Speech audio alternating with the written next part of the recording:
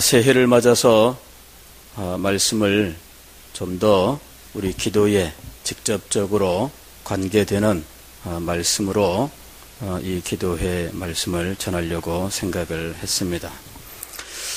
오늘 우리가 읽은 사도행전 2장 1절로 4절까지의 말씀을 통해서 성령께서 우리의 기도 가운데 어떻게 역사하시고 성령께서 역사하신 사람들의 기도와 그들이 하나님의 크신 역사로 충만하게 채워져서 어떻게 말하게 되었는지에 대해서 함께 생각하려고 합니다. 오늘 말씀은 우리들이 잘 알고 있는 말씀입니다. 오순절 성령 강림의 역사에 대해서 기록하고 있는 말씀입니다. 오순절 말은 많이 들었는데 도대체 이 오순절이 뭐냐 하는 것에 대해서는 우리들이 자세히 알지 못합니다.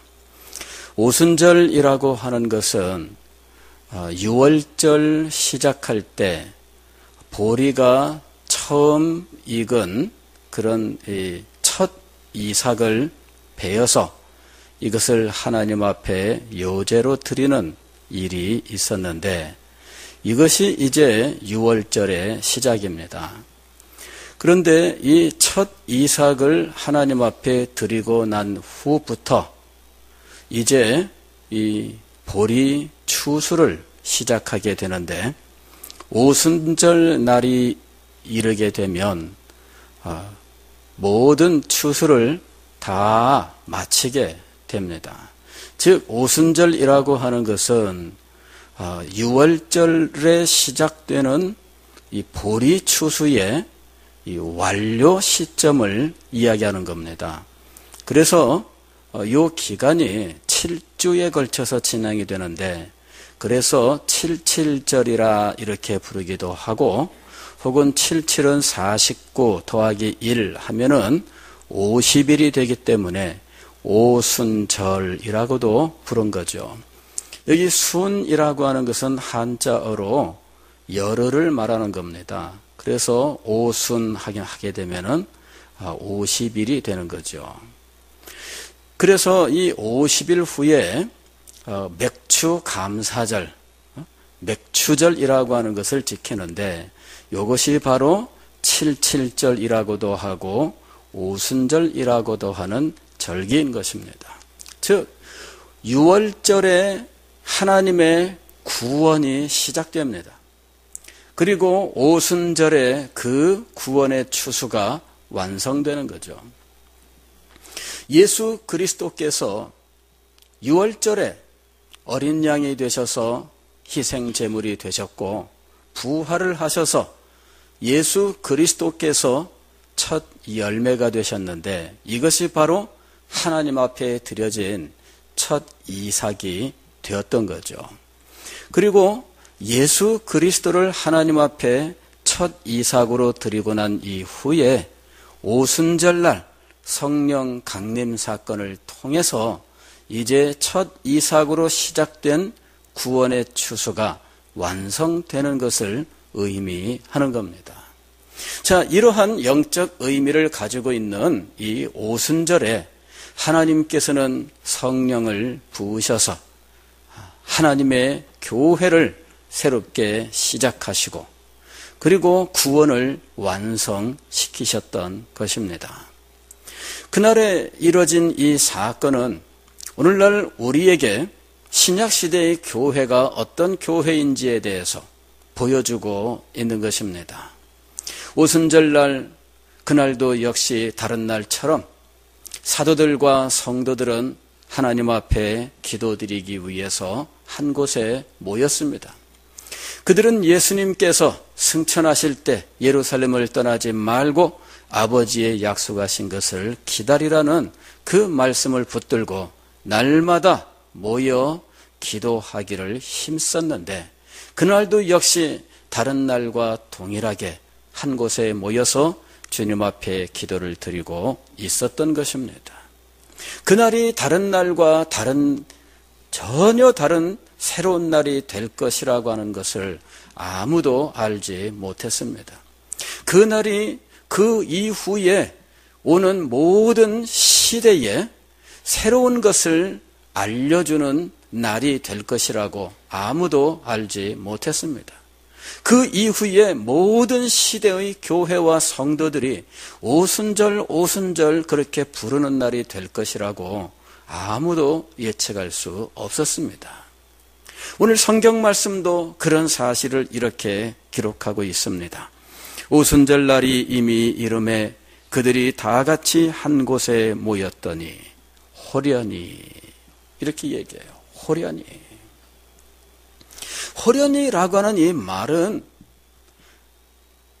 우리가 그렇게 될 것이라고 예측하지 못하는 어떤 갑작스러움을 표현하는 말입니다. 갑작스럽게 예측할 수 없었습니다. 그렇게 될 것이라고 누가 생각했습니까? 그런 일이 있을 것이라고 어떻게 상상이나 했겠습니까? 물론 기도드리면서 아버지의 약속하신 것을 하나님 앞에 간구는 했겠지요. 그러나 아버지의 약속하신 것을 간구할 때 그것이 오순절날 그와 같이 임할 것이라고는 아무도 알지 못했습니다. 그런데 호련히 놀라운 역사가 그들의 모임 가운데 일어났습니다. 크게 두 가지 현상이 있었는데, 하나는 급하고 강한 바람 같은 소리라고 부릅니다. 소리가 들렸습니다. 그러면서 갑자기 이 소리가 바람 소리와 같은 소리가 들리기 시작한 거예요. 바람 소리, 여러분 우리가 방 안에 있을 때 바람 소리가 밖에서 쌩쌩 들리면 어떻습니까? 무서운 생각이 들지요. 지금 급하고 강한 바람이라 그랬습니다. 아마도 태풍이 불어올 때와 같은 그런 소리가 그들이 모여있는 그 장소에 들려왔던 거예요. 모든 사람들이 그 소리를 듣고 있었던 것이죠. 바람이 얼마나 강하게 불어오고 있는지, 물론 그들은 지금 그 안에서 바람을 직접적으로 받고 있는 것은 아닙니다. 그러나 바람 소리가 지금 들리고 있는 거예요. 이것이 바로 성령이 그들에게 임한 것을 우리가 알 수 있는 방식으로 표현해주고 있었던 것이지요. 성령은 하나님의 영이시기 때문에 우리의 눈으로 볼 수 없는 분입니다. 그리고 그분이 역사하시는 것을 우리의 귀로 들을 수가 없습니다. 그러나 그 순간에 성령께서 그들 가운데 강력하게 임하여 역사하신다고 하는 사실을 그들 모두가 알 수 있는 어떤 모습으로 보여주셨는데, 그 첫 번째가 바로 소리였던 거예요. 급하고 강한 바람 소리, 바로 그것이 그들 귀에 들렸던 것이죠. 예전에 다른 날들과 전혀 달랐습니다. 그러나 그들의 기도 속에 이 바람 소리가 들려서 그들의 기도는 전혀 다른 기도가 되었던 것입니다. 우리는 이 기도를 흔히 영혼의 호흡이라고 이야기합니다. 호흡이라고 하는 것은 바람을 의미하는 거예요. 호흡이라고 하는 이 말은 다른 말로는 공기를 의미하고 또 다른 말로는 바람을 의미하는 것입니다.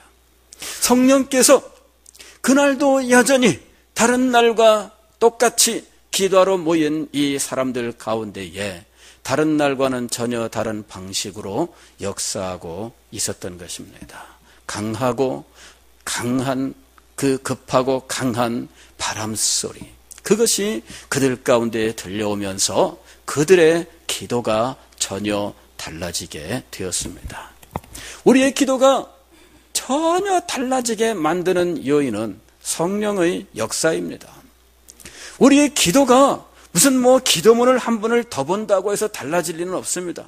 물론 그렇게 해서 우리가 기도할 때 사용하는 용어들이 조금 달라질 수도 있고 기도를 표현할 때 표현이 조금 달라질 수 있겠습니다만은 그것이 우리의 기도를 달라지게 만드는 것이 아닙니다. 우리의 기도를 달라지게 만드는 것은 성령의 역사인 것이지요.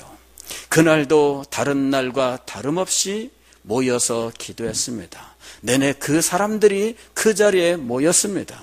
그리고 다른 날과 같이 진행될 것처럼 보였습니다. 그러나 성령께서 호련히 그들 가운데 임하셨습니다. 그들의 기도가 전혀 달라지게 된 것입니다.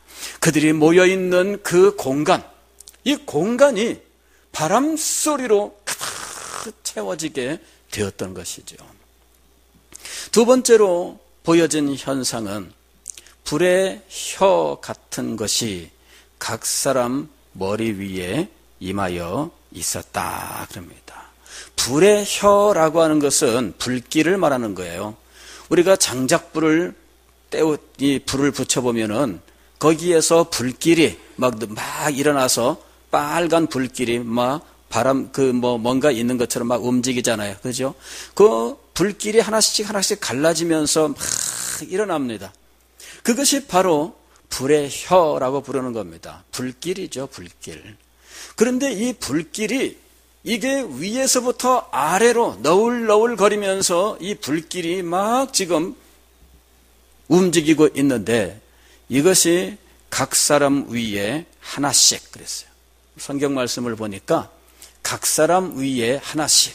그러니 이 각 사람 이 머리 위에서 지금 불길과 같은 것이 계속해서 막 움직이고 있는 거죠. 불길이 일어나서 활활 타오를 때 그때 그 불길은 아주 강력한 힘을 갖습니다.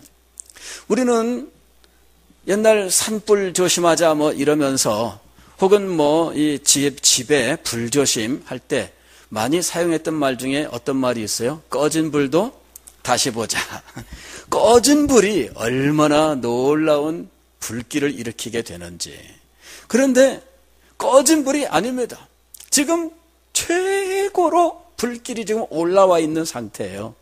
그렇게 최고로 올라와 있는 상태, 이 상태는 무엇이라도 태울 수 있고 녹일 수 있는 상태인 거예요.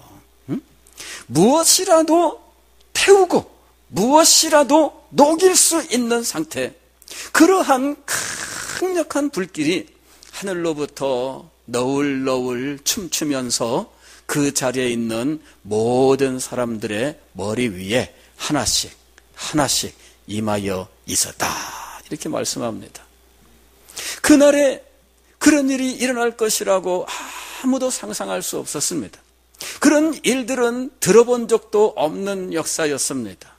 구약의 성경을 아무리 읽어봐도 그런 일은 기록되어 있지 않습니다. 그날 그들에게 임했던 성령의 이 역사하는 현상, 이 모습은 성령 충만함을 표현하는 현상이었던 것이죠. 이렇게 성령이 충만하게 임하여 각 사람에게 있었더니, 충만하다고 하는 건 뭐냐면은 빈틈이 없이 채워진 걸 의미하는 거예요. 우리가 성령으로 충만해졌습니다, 그렇게 얘기를 하면 성령이 우리 속을 채우는데 빈틈이 없이 가득 채웠다는 것을 의미하는 것입니다. 성령께서 이렇게 각 사람의 머리 위에 임하여 무엇이든지 불태우고 무엇이든지 녹여버리는 강력한 능력과 권세로 임하니 이 각 사람이 다른 방언으로 말하기를 시작하게 된 거예요. 그들의 기도가 완전히 변화된 겁니다. 우리의 기도가 변하게 되는 것은 성령께서 우리에게 임하시고 역사하실 때인 것입니다. 우리가 하나님 앞에 기도할 때 우리의 기도에 성령의 역사를 구해야 되는 이유가 바로 여기에 있는 것입니다. 여러분은 이와 같은 기도의 자리에 나가고 싶은 마음이 있지 않습니까? 저도 이런 기도의 자리에 나가고 싶은 마음이 있습니다. 그러나 이런 놀라운 역사는 언제 우리에게 임하는 것일까요? 우리가 그 날과 그 시를 알지는 못합니다. 그러나 분명한 것은 우리가 그런 약속과 혹은 소망과 혹은 믿음을 가지고 변함없이 주님 앞에 나와서 기도할 때 그 역사가 일어난다는 것입니다. 이 일이 언제 일어날지는 알 수 없지만 분명히 말할 수 있는 것은 기도할 때 그 역사가 일어난다 하는 것입니다. 그러므로 우리는 변함없이 주님 앞에 나와서 기도해야 됩니다. 오순절날 성도들이 이전까지 해오던 대로 여전히 주님 앞에 나와서 기도드렸습니다. 주님께서 정하신 때가 되었습니다. 그 때를 우리는 알 수 없습니다. 그러나 우리는 그 때를 기다리면서 변함없이 주님 앞에 나와서 기도해야 하는 것입니다. 그때 주님께서 호련히 우리 가운데 놀라운 역사를 이루실 줄 믿습니다. 2015년 우리가 금요 기도회 예전과 동일하게 모여서 기도합니다. 그러나 우리의 이 기도가 전혀 달라질 수 있습니다. 우리의 이 기도회가 전혀 달라질 수 있습니다. 기도하는 우리 교회가 전혀 달라질 수 있습니다.